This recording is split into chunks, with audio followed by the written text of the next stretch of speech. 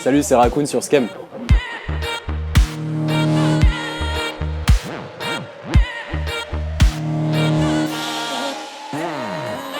Alors pour tout te dire, l'histoire est franchement pas si intéressante que ça.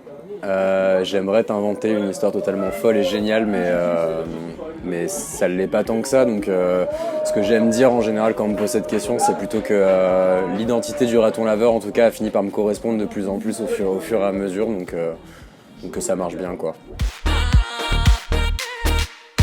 Je sais pas, il y a un côté un peu joueur espiègle que j'ai découvert au fur et à mesure en fait, à force de me rendre compte que j'avais choisi ce nom-là un peu quoi. Et du coup oui, au fur et à mesure, je sais pas, j'ai l'impression en tout cas que ma musique marche à peu près avec certains traits caractéristiques de la personnalité d'un raton laveur. En fait, j'ai grandi à Paris, dans un quartier qui s'appelle Pigalle, plus précisément dans une rue qui s'appelle la rue de Douai, qui est en fait une rue où il n'y a que des magasins de guitare. Donc nécessairement, en fait, quand tu reviens de l'école, quand tu te balades avec tes darons, tu passes par plein de magasins de guitare. Et du coup, j'ai vite eu envie de faire de la guitare. Du coup, j'ai commencé la guitare quand j'avais 10 ans. Je pense qu'un an après que j'ai appris mes premiers morceaux, j'avais envie d'écrire des morceaux déjà.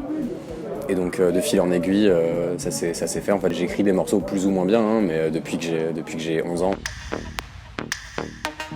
Je me triture souvent le cerveau sur le nom et les catégories, mais disons que j'appelle ça électrodub parce que c'est assez large pour moi pour englober un peu tout ce que je fais. Le premier mot c'est électro, donc c'est de la musique électronique, influencée de dub, et du coup voilà, c'est un truc assez large quoi. Du coup, j'ai eu plusieurs formations de groupe, du coup quand j'étais à Paris. Et en fait après au lycée, j'ai déménagé au fin fond de la Cambrousse, à côté de Toulouse. Et du coup, j'avais plus personne pour monter des groupes, parce qu'en plus j'avais pas trop de potes à l'époque. Donc du coup, je me suis dit, j'avais envie de monter un groupe de reggae en fait à l'époque, et du coup, je me suis dit je vais prendre mon ordi, je vais me faire toutes mes instrus reggae tout seul quoi, en MAO. Et de là, en fait, forcément, quand tu commences à faire de la musique par ordinateur, t'arrives forcément très vite à la musique électronique.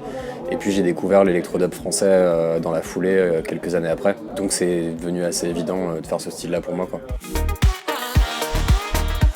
J'ai découvert le label ODG Prod, qui est en fait le label chez qui je suis aujourd'hui, où en fait il y avait plein d'albums d'électrodub majoritairement français en libre téléchargement. On m'a fait découvrir ce site et en fait j'ai plongé dedans à bras ouverts pendant un an, j'ai écouté tout leur catalogue en fait. Et il y a quand même une identité là-dedans justement d'électrodub français. Ça avait beaucoup d'artistes en fait justement qui repoussaient pas mal tous ces codes du dub un peu plus traditionnels. Et en fait c'est des artistes qui ont montré qu'on pouvait un peu faire n'importe quoi entre guillemets avec ce style de musique, donc ça se prêtait bien à ce que moi j'aimais faire aussi en musique en général, donc c'était assez logique. Et les artistes c'était justement les premiers albums de Panda, de Mahom, de Tetra Hydroca, de T-Burk, d'ODG, de Underground du coup, tous ces artistes là quoi. C'est ma vie. J'aurais presque tendance à dire que il y a ma vie, c'est la musique, et après il y a des choses qui m'apportent des choses. C'est un peu la base de ma vie, je fais un travail passion, donc en fait en général quand tu fais un travail passion, tu le ramènes chez toi, tu t'en rêves, tu y penses quand tu manges, tu y penses quand tu ouvres les yeux le matin, donc c'est un peu mon moteur au quotidien quoi. C'est pas forcément toujours agréable, mais majoritairement ça l'est, et du coup c'est je dirais pas que c'est la base de ma vie parce que c'est un peu abusé, parce que j'ai des proches, j'ai des gens qui m'aiment et ça reste le plus important, mais en tout cas oui ça fait partie de mes moteurs principaux de ma vie quoi.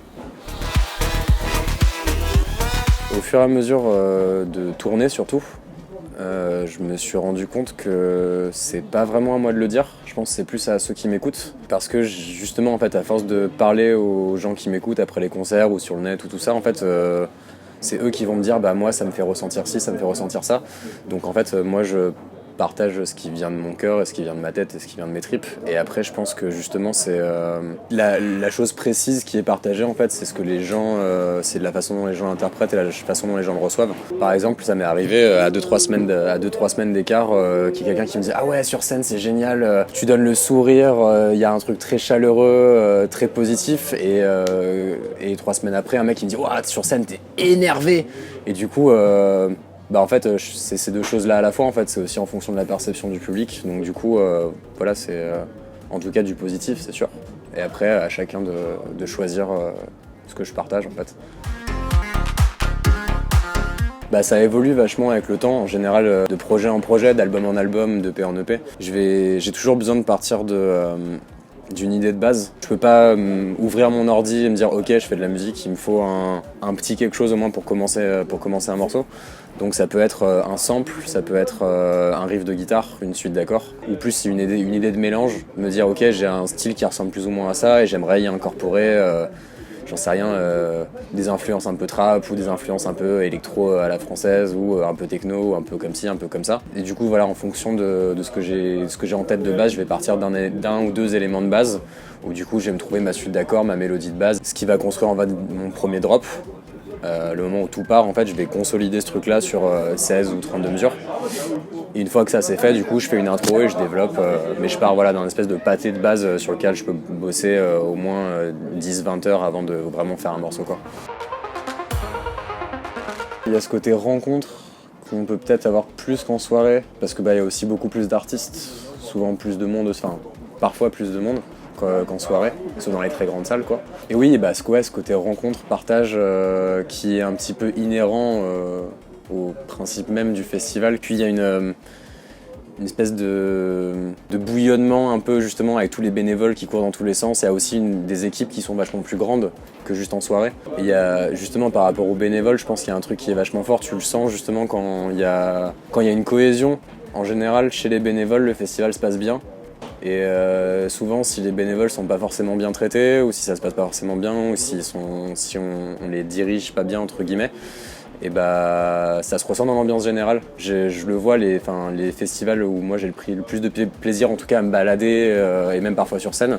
En général, c'est où tu le vois, où il n'y a pas tout le monde qui est en train de courir avec des talkies et se péter la gueule. Ça va plus être justement les gens qui font leur taf, qui le font bien, mais par contre qui prennent le temps de rigoler, où il y a vraiment un esprit aussi entre les bénévoles et entre tous les acteurs du festival, même la sécu, même le catering, enfin tous les acteurs de ce festival-là, quoi.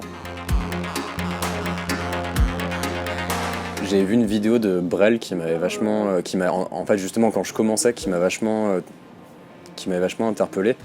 Où en fait il disait que le talent ça n'existait pas vraiment et qu'en fait le talent c'était plus savoir ce qu'on sait faire. Donc en fait si demain je voulais faire une carrière dans le dessin, ce serait une erreur parce qu'en fait j'ai pas de fibre pour ça à la base et que du coup je pense que c'est se poser la question justement si c'est vraiment ce qu'on ressent au plus profond de soi, que ça doit être ça et pas autre chose.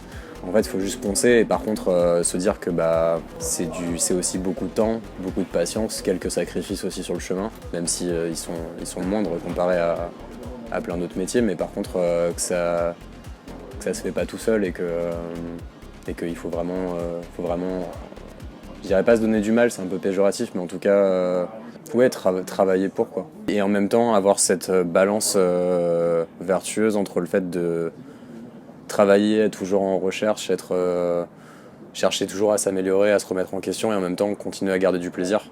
Parce qu'en fait le jour où où tu vas au studio en te disant en fait je vais au charbon, tu t'amuses plus et ça marche pas en fait.